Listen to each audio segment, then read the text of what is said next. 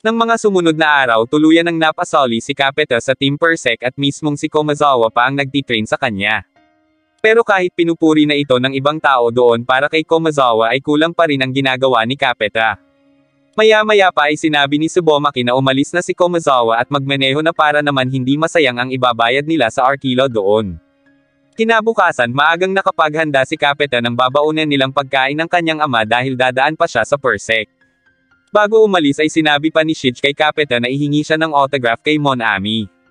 Sikat na kasi iyon dahil isa na siyang idol at nasa mga sasakyan na rin ang litrato ng dalaga. Habang sakay sa tren ay nakatulog na si Capeta at napanaginipan nitong nagmamaneho siya. Dumating si Nobo sa harap niya at ginising siya para ipaalalang malapit na ang kanyang debut race sa FSK.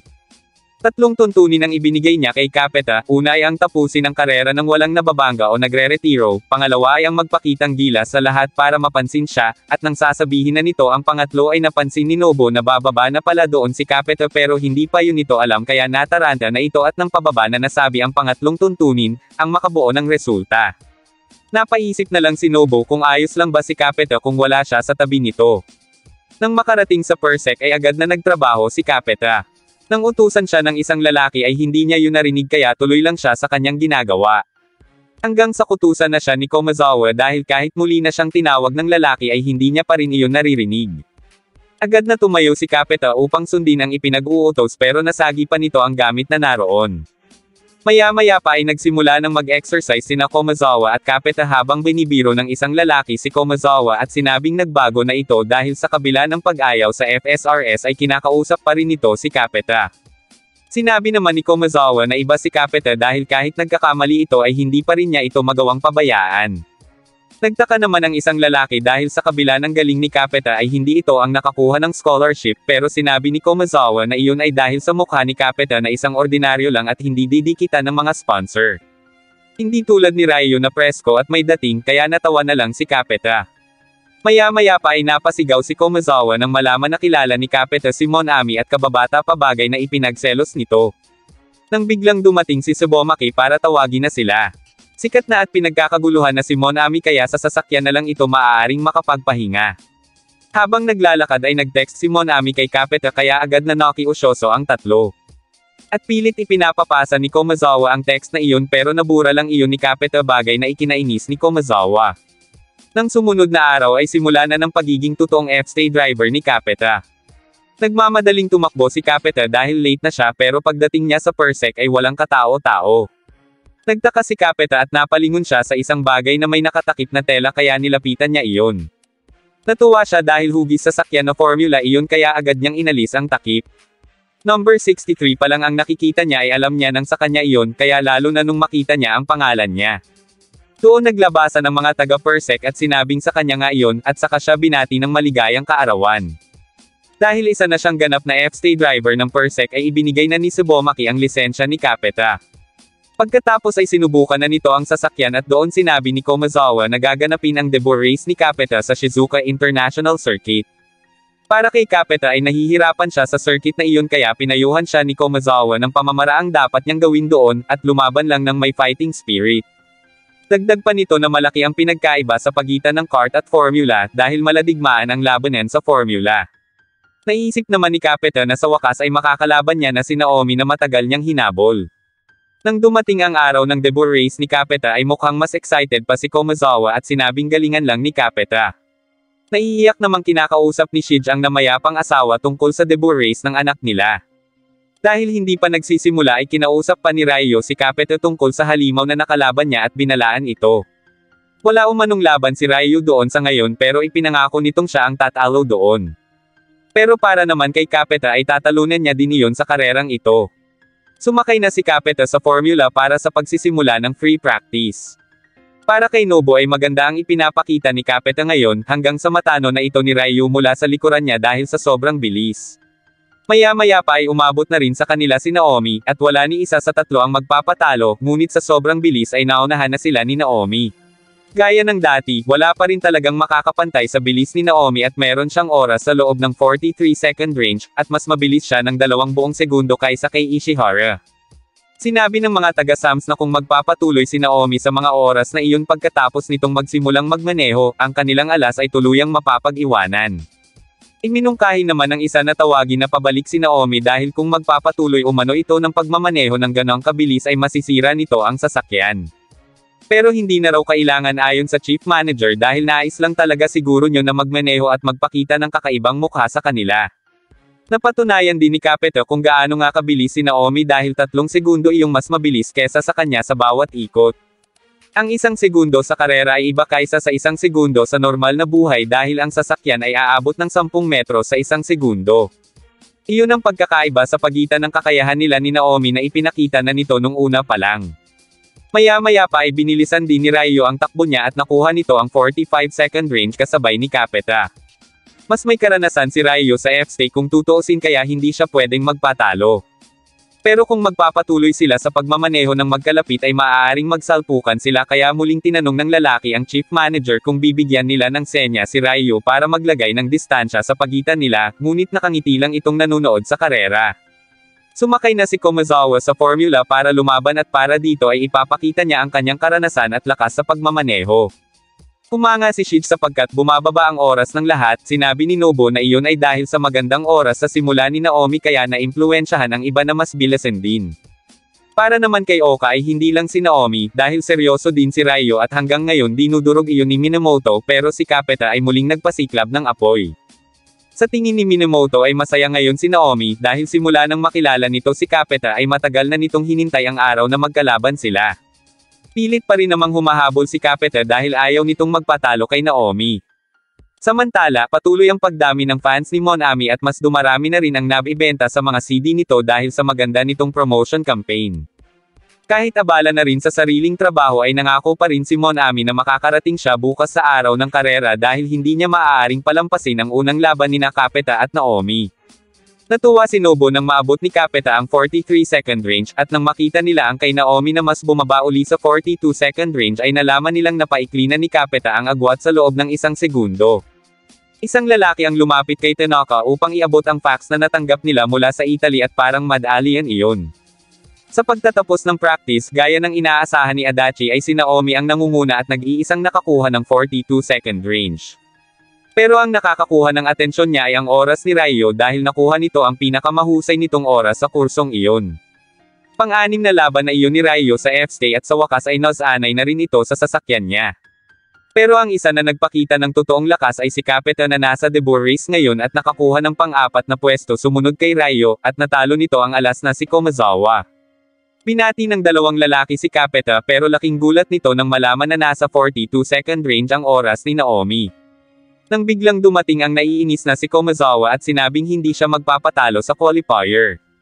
Samantala, hindi rin masaya si Noriko na pang-8 pwesto lang siya kahit pa iyon ang unang beses niyang mapasali sa top 10 ngayong taon. Hindi niya matanggap na natalo pa siya ni Capita na unang beses palang nagmaneho sa F-stake kaya sinabi nito na hindi na siya magpapatalo pa muli. Habang naglalakad ay nakasalubong ni Capita si Naomi at hinamon siya nito totoong laban. Ipinatawag si Naomi sa opisina upang sabihin na aalis siya ngayon din papuntang Italy dahil nais siyang itest ng Formula Euro team sa Medina. Alas 10 pa ng umaga sa oras ng Italy ang meeting kaya kung aalis na ngayon si Naomi ay aabot siya dahil may 8 oras naman na diferensya. Nakahanda na rin ang tiket ni Naomi para sa kanyang flight pero hindi pa ito kumikilos at sinabing may kailangan pa siyang gawin. Umimik ang isang lalaki at sinabing kung ang iniisip nito ay ang karera bukas ay sina Ishihara at Ryo na daw ang bahala doon dahil may pag-asa din naman umano ang mga iyon na manalo. Pero tinanong ni Naomi kung makakapaghintay ba iyon kahit tapusin man lang niya ang qualifier. Nagtaka si Tanaka kung bakit hinahabol nito ang qualifier at hindi ang finals. Ngunit hindi pumayag ang chief manager dahil hindi na umano siya magkakaroon pa ng tiyansa na tulad yun sa mundo ng motorsports kapag pinalampas pa niya iyon. Pipili na rin umano ang mga iyon ng ibang driver na siyang aakyat sa susunod na yugto, at kapag nangyari iyon ay wala na silang negosasyon pa kay Naomi. Dagdag pa nito na kung nais talaga ni Naomi na makarating sa F1 ay hindi niya dapat palampasin ang pagkakataong lumalapit sa kanya, at kung makilala siya sa Formula Euro ay may tiyansa siyang makapasok sa European F3. Maya-maya pa ay dumating na si Minamoto at niyaya si Naomi para umalis na. Kasabay niyon ay ang pagsisimula ng ika-6 na karera para sa Formula Stellar na siyang magdedesisyon ng starting grid ng bawat isa para sa finals na gaganapin bukas. Nang lalabas na sana si Capeta ay bigla siyang inunahan ni Komazawa kaya para kay Capeta ay hindi rin siya magpapatalo. Napansin ni Nobu na walang driver ang sasakyan ni Naomi kaya naisip nito na ayaw lang sigurong makipagsabayan ni Naomi sa marami para mabilis itong makakalampas sa mga nauna ng sasakyan. Nagtaka rin si Capeta kung bakit wala si Naomi. Inisip naman ni Ryo na kung kailang naabutan na ni Capeta si Naomi ay naunahan na naman siya nito pero para kay Ryo ay pagkakataon niya na iyon para manalo. Habang nagtataka kung bakit wala si Naomi ay biglang lumabas si Capeta sa kurso kaya naunahan siya ng iba. Ibinalita ni Oka kina Nobu kung bakit wala sa karera si Naomi habang si Tsubomaki naman ang nagsabi kay Capeta ng tungkol doon. Napasigaw na lang si Nobu dahil 6 na taon ang hinintay ni Capeta para makalaban iyon sa isang karera. Gayunpaman, ipagpapatuloy pa rin ni Capeta ang karera dahil trabaho niyang tapusin iyon at sundin ang 3 tuntunin na sinabi ni Nobu. Ibinalita kay Tsubomaki na nalampasan na ni Komazawa ang lahat ng sektor na may pinakamataas na oras at ngayon ay nasa huling corner na iyon bagay na ikinagulat ni Tsubomaki. Nakamit ni Komazawa ang 42-second range at nalampasan sina Ishihara at Ryo. Natuwa at namangha ang mga tao, ngunit sa sobrang bilis, sa parteng kurbada ay nawala siya sa kurso at bumangga. Nakansela ang karera dahil isa iyong malakas na pagbangga, at agad na pinuntahan si Komazawa upang malaman kung ayos lang ito. Nag-alala si Shige dahil katimpa naman iyon ni Capeta at sirang-sira ang sasakyan sa lakas ng impact, at napaisip kung magkano naman kaya ang babayadan doon. Walang kibo ang Team Persec nang biglang dumating si Komazawa at sinasabi nito na ayos lang siya. Natuwa ang grupo at doon ibinalita ni Capeta na naabot ni Komazawa ang 42-second range sa circuit na iyon. Mayabang at pabiro namang sinabi ni Komazawa na ganon talaga kapag nagsiseryoso siya. Ngunit hindi na nila magagamit ang sasakyan para sa karera bukas. Naiisip ni Komazawa na may labis pa naman silang sasakyan pero sinabi ni Tsubomaki na hindi sila mananalo gamit ang sasakyang hindi pa nai-tune up kumpara sa nasirang iyon. Ang labis na sasakyan ay segunda mano lang at ginagamit lang sa pagpapractice at kung mimamaneho iyon ng normal ay mas mabagal yun ng 0.5 na segundo. Pero sinabi ni Komazawa na gagawa niya iyon ng paraan at siya na ang bahala kung paano yun imamaneho at nakiusap na payagan siya. Nag-isip si Tsubomaki at napagdesisyonan nitong pagpalitan ng sasakyan si Capeta dahil si Komazawa ang nakakuha kanina ng pinakamataas na oras kaya bilang team ay dapat silang magparaya sa mas magaling. Hindi na nagawa pang umapela ni Capeta dahil bilang alas ng grupo ay si Komazawa ang may karapatan sa mas maayos na sasakyan. Pero dahil ang makina ng nasirang sasakyan ang pinakamaganda sa lahat ng nabili nila ay susubukan nila iyong ilipat sa sasakyang gagamitin ni Capeta. Kinagabihan ay sila na lang ang natitirang gising dahil sa inaayos nilang sasakyan. Nais pa sanang tumulong ni Capeta pero sinabi ni Tsubomaki na pagmamaneho ang trabaho niya kaya pinagpapahinga na siya nito. Kinabukasan ay maagang nagising si Nobu at agad na niyaya si Shige na kumain para mapuntahan na nila si Capeta. Sinabi ni Tsubomaki na maliban sa makina ay wala na silang iba pang ini-adjust pero hindi sigurado kung tatakbo iyon ng maayos. Tinanong naman ni Komazawa kung ayos lang na magpalit nga sila ni Capeta. Sumagot ito at sinabing ang sasakyang iyon ay pinagpuyatang ayusin ng team kaya iyon ang tinatawag niyang kanya. Sa mga oras na ito ay nagpe-perform pa rin si Monami habang pinag-uusapan ni Tamaki ang bilis ng pagsikat nito. Maya-maya pa ay nakita na ni Nobu na lumabas si Capeta pero nagtaka siya kung bakit iba ang sasakyan nito. Pinasubukan muna ni Tsubomaki ang sasakyan kung ayos ba iyon at kung hindi ay agad nitong pinababalik si Capeta. Nung una ay maayos naman ito, ngunit sa kurbada ay nahihirapang mailiko ni Capeta ang sasakyan.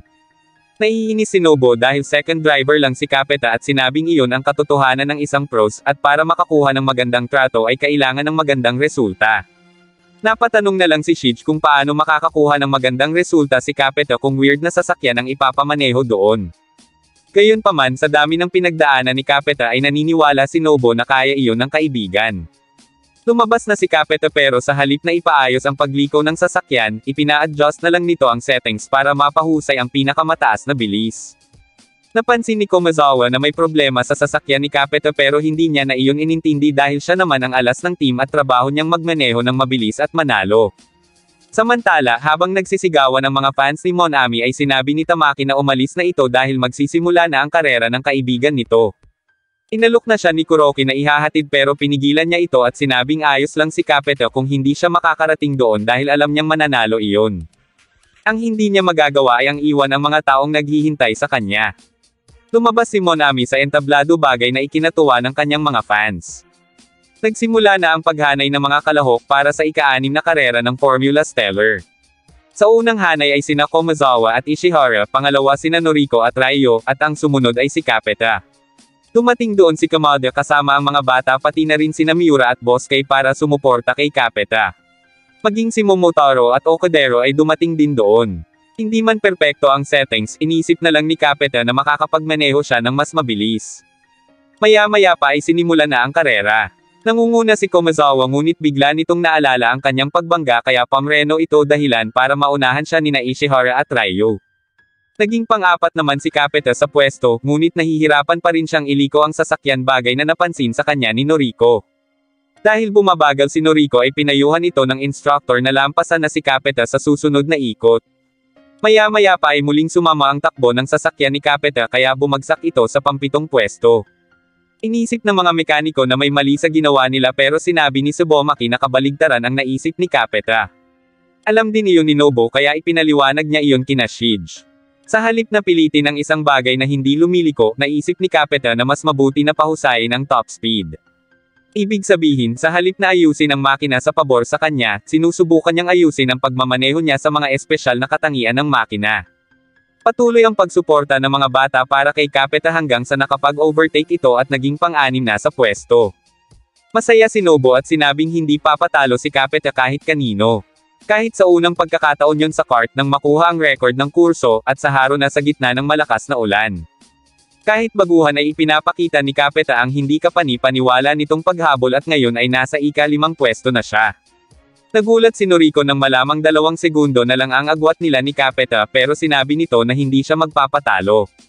Tiningnan ni Noriko ang magkabilang side mirror, ngunit hindi niya na makita si Capeta, kaya sinabi sa kanya ng instructor niya na nasa likod niya lang iyon. Sa parteng kurbada ay nagawang mag-overtake ni Capeta kay Noriko, kaya siya na ngayon ang nasa pang-4 na pwesto. Sa sobrang tuwa ay naiiyak na si Shige, pero sinabi ni Kay na masyado pang maaga para umiyak. Para kay Adachi ay kakaiba ang tapang at fighting spirit na meron si Capeta, isang malakas na kalooban na kailangan sa isang mahusay na driver. Ang mahihirap na pagkakataon noon ang nagpatibay ngayon kay Capeta. Maya-maya pa ay umusok na ang makina ng isang sasakyan, kaya huminto na ito. Napansin ni Nobu ang sobrang init na panahon kahit kasisimula pa lang ng buwan ng Hulyo. Sinabi ni Nobu na mahirap nga para sa driver at sa sasakyan ang ganong kainit na panahon. Talagang tumataas ang temperatura ng makina, gulong, at preno, iyon ay dahil mainit na talaga ang mga iyon at mas pinaiinit pa ng panahon. Para naman kay Momotaro ay magiging labanan din kung gaano sila kagaling mag-alaga ng kanilang sasakyan para madala sila nyon sa goal. Inianunsyo na dahil sa init na umaabot ng 30 degrees Celsius ay nagkakaproblema na ang ibang sasakyan, kaya nagre-retiro na ang ibang driver. Sa kalagitnaan yon, nangunguna pa rin ang taga-Sam sa papasok na ika-8 ikot. Nakita ni Komazawa na 2 segundo na lang ang pagitan nila ni Capeta. Maya-maya pa ay maaaring maunahan ni Capeta si Komazawa, kaya tinanong na ng isang lalaki kung dapat ba nilang utusan si Capeta na manatili lang sa pwesto nito sa likod ni Komazawa, pero hindi sumagot si Tsubomaki. Habang sumisigaw para kay Capeta ay may ibang tao na rin ang sumusuporta sa anak, kaya sinabi ni Shige na sikat na si Capeta. Hindi makapaniwala si Komazawa na kayang lumaban ni Capeta ng ganon sa unang karera nito at gamit pa ang ekstrang sasakyan na hindi lumiliko ng maayos. Gayunpaman, ayaw mapahiya ni Komazawa bilang alas, kaya nais nitong siya ang manalo. Kaya naman nang sinusubukan siyang i-overtake ni Capeta ay hinaharangan niya ito hanggang sa maunahan na siya ni Capeta sa parteng kurbada. Nawala siya sa kurso at naging pang-4 sa pwesto, kaya ipinaubayan niya na kay Capeta na mauna at siya na umano ang bahala sa nasa likod nila. Proud naman si kay Capeta. Tumawag si Monami kay Nobu at galit na galit ito dahil hindi daw siya binabalitaan ni Nobu. Kinumusta nito si Capeta, kaya sinabi ni Nobu na huwag itong magugulat dahil nasa pang-3 pwesto iyon.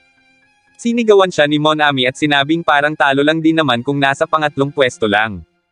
Dahil inisip nitong walang fighting spirit si Capeta, kapag wala siya doon ay pinabilisan nito ang takbo ng sasakyan para makarating na siya doon. 5 ikot na lang, at nangunguna pa rin si Ishihara at sinusundan naman ni Ryo. Ang lahat ay sumisigaw para kay Capeta, ngunit napansin ng isang mekaniko na may kakaibang tunog sa makina nito. Sinabi ni Tsubomaki na posibleng iyon ay radiator. Agad nitong tinanong si Capeta kung may napapansin itong mali sa water temperature, ngunit hindi ito sumasagot at patuloy lang sa pagmamaneho. Sa ilalim ng matinding sikat ng araw, alam ni Capeta na tumataas ang pressure at water temperature, at sa pagkakataong ito ay mapapaso ang makina at gear. Patuloy sa pagmamaneho si Capeta sapagkat hindi na siya maaaring lumabas gayong malayo na ang narating niya dahil 0.5 segundo na lang ang pagitan nila ni Ryo. Kung lalabas siya tapos na ang laban niya kaya tinitiis pa niya dahil malapit na rin naman siya sa tuktok. Pilit niyang pinapakiusapan ang kanyang sasakyan na tumakbo hanggang dulo. Sa ngayon ay nasa pang-13 ikot na sila at dikit pa rin ang tatlo sa laban. Ayon kay Subomaki, mas pinili ni Capeta na tumakbo ng ganong kondisyon dahil mahalaga rin na merong paniniwala sa swerte ang isang racing driver. At para manalo si Capeta, kailangan niya ng matinding paniniwala. Muntik nang magkaroon ng problema si Capeta nang tapakan niya ang preno pero mabuti na lang at nagawa niya iyon ng paraan. Kinabahan si Nakamada sa nangyari kaya sinabi ni Nobo na lumuluwag na ang preno ni Capeta. Hindi na gumagana ang mga disc ng preno dahil sa init kahit pagaano kadiin iyon tapakan ni Capeta. Ibig sabihin ay delikado iyon at isang mali lang ay maaari siyang maaksidente. Napansin ni Subomaki na sa bawat kanto, ginawa ni Capeta ang buong pagpepreno at patuloy na nagmamaneho ng ganon, na pumipihit sa pamamagitan ng puwersa at halatang may mabigat na pasanin sa preno. Patuloy ang panalangin ni Nobo na sana ay makapagmaneho si Capeta hanggang dulo, habang tiwala naman si Monami na may ipanalo iyon ni Capeta. Napansin ni Shige na parang nagagawa na ng maayos ni Capeta ang pagliko pero sinabi ni Nobo na ginagawa nito ang four-wheel drifting, ang diskarte sa pagmamaneho na pinagdadalubhasaan ng isang kilalang F1 driver na si Sideways Ronnie o Ronnie Peterson. Hinahayaan niyang umikot ng kusa ang mga gulong at sa sandaling nakaharap na ang katawan ng sasakyan sa labasan ng pagliko, inaapakan niya ang accelerator. Sa pamamagitan nito, ang sasakyan ay namamaneho sa paligid ng kanto nang hindi nawawala ang bilis. Hindi pa rin nawawala ng pag-asa si Capeta na siya ang mauuna kaya pilit itong humahabol hanggang sa magpantay na sila ni Ryo. Hinayaan lang ni Kagami ang nangyayari. Nagsigawan na ang Team Capeta sa tuwa, at maging si Tenoka ay napasigaw na rin dahil pilit umaabot si Capeta sa dalawa. Huling ikot na lang at nasa pangalawang pwesto na si Capeta kaya ang lahat ay nakaabang kung magagawa ba nitong lampasan ang nangunguna. Maya-maya pa ay narating na nila ang huling kanto ng final lap, ang huling laban. Nakaabang na ang lahat kung sino ang mangingibabaw sa tatlo. Ngunit maya-maya pa ay nagsisimula ng umusok ang sasakyan ni Capeta. Nang malapit na sila sa finish line ay si Capeta ang bahagyang nangunguna kaya ganun na lang ang tuwa ng team niya. Nagmamadaling bumaba si Monami sa sasakyan at saka tumakbo para umabot pa. Kasabay ng pagdating niya ay ang nalalapit na pagdating ni Capeta sa finish line, ngunit biglang umusok ang makina nito bagay na nagpabagal sa kanya. Pilit pa ring lumaban si Capeta at sa huli ay siya pa rin ang nanalo. Umiyak sa tuwa ang mga taga-suporta niya bilang pagkapanalo sa una niyang karera sa Formula Stellar. Agad na binati ni Subomaki si Capeta sa pagkapanalo nito. Iyak pa rin ng iyak sina Shige habang nakatingin sa pagtanggap ni Capeta ng trophy pero sinabi ni Nobo na swerte si Capeta dahil nagawa nitong manalo sa kabila ng problema ng sasakyan nito. Sa pagsusumikap, maraming beses niyang ginawang realidad ang imposible. Sa pinakadulo ng labanan, malakas na swerte pa rin ang magpapas siya, bagay na meron si Capeta. Nagpalakpakan ng mga tao para kay Capeta pero mapapansing umalis lang si Komazawa. Nakipagkamay naman si Ryo kay Capeta at sinabing hindi na siya magpapatalo sa susunod. Para kay Kagami ay dadami pa ang tulad ni Capeta sa mga susunod na henerasyon, bagay na sinang-ayunan ni Minamoto. Sinabi naman ni Monami na tapos na ang paghahari ni Naomi at dapat gumaan na ang pakiramdam ni Capeta ngayong natalo niya na ito. Doon sinabi ni Nobo na hindi lumaban si Naomi dahil sa biglaang pagpapatawag ng Formula Euro, kaya agad iyong pumunta sa Italia. Nang sumunod na araw, habang inaayos ang mga sasakyan ay iniisip ng team na hindi darating si Komazawa dahil naaga ni Capeta ang pagkapanalo pero bigla itong dumating bagay na ikinatuwa nila. Doon sinabi ni Komazawa na hanggang sa ika-7 karera ay lalaban lang siya at mananalo. Inawat na sila ni Subomaki at sinabing mag-ensayo na nang hindi masayang ang bayad sa arkila nila. Natutuwa ang Team Persec dahil naging mabuti ang pagsasama ng dalawa nilang driver. Habang nakatigil ay naalala ni Capeta ang sinabi ni Nobo na natanggap ito sa isang British high school at lilipat na siya doon ngayong September. Ayon kay Nobo, ang England ang center ng motorsports at sa unang kalahati ng taon, matututo siya ng English at mag-aaral ng seryoso para maging isang racing manager na hindi ipapahiya si Capeta. Ipinaalala nito kay Capeta na ipagpatuloy lang ang pagmamaneho at pag-angat dahil kahit saan ito makarating ay susundan lang siya ni Nobu. Doon ay nagpaalam na sa kanya si Nobu habang patuloy lang sa pagpapractice si Capeta. Pagkatapos ay nakasalubong niya si Naomi na galing Italy dahil sa pagpirma ng kontrata sa isang koponan. Nabalitaan nito ang pagkapanalo ni Capeta at sinabing sa susunod na 2 linggo ay gaganapin din ang kanyang debut race sa Italy. Oras na umalis siya sa Japan ay matatagalan na bago siya makabalik, bagay na ikinabigla ni Capeta. Kaya naman kinagabihan ay nagkarera ang dalawa gamit ang go-kart. Sinabi ni Naomi na hindi niya nahihintayin si Capeta dahil habang nagtatagal si Capeta ay papunta na siya sa F1. Para naman kay Capeta ay hahabol siya at tatalunan si Naomi kahit paanong mangyari. Sa huli, natupad ang pinakahihintay na pangarap ng mga taga-motorsports. Ang labanan sa pagitan ng 2 Japanese driver para sa F1 Championship na sina Naomi at Capeta. Ngunit sa kasamaang palad ay hanggang dito na lang ang kwento.